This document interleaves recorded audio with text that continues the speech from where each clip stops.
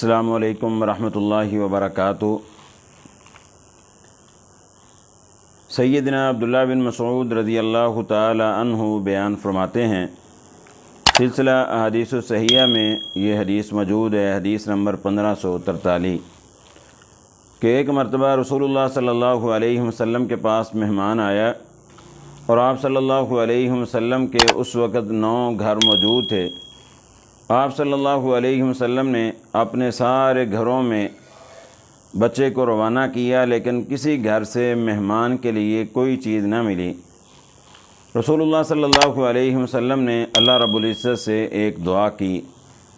آپ نے دعا کی، یہ بڑی قیمتی دعا ہے، خصوصاً ان لوگوں کے لیے جو رزق کی تنگیوں میں مبتلا ہیں، جو فاقوں کی نوبت ہے، خودکشی کے لیے تیار ہیں، بچے مارنے کے لیے تیار ہیں، تو ایسے لوگوں کے لیے یہ دعا بڑی قیمتی ہے۔ رسول اللہ صلی اللہ علیہ وسلم نے چھوٹی سی یہ دعا پڑھی، اللہم انی اسألک من فضلک ورحمتک فإنہ لا یملکھا الا انت۔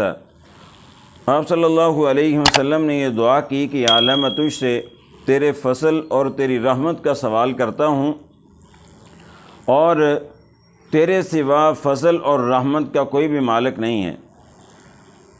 تو رسول اللہ صلی اللہ علیہ وسلم نے جیسے ہی یہ دعا کی، سیدنا عبداللہ بن مسعود رضی اللہ تعالیٰ عنہ فرماتے ہیں کہ ایک صحابی پوری ایک بکری بھنی ہوئی لے کر رسول اللہ صلی اللہ علیہ وسلم کے پاس ہدیہ لے کر آیا۔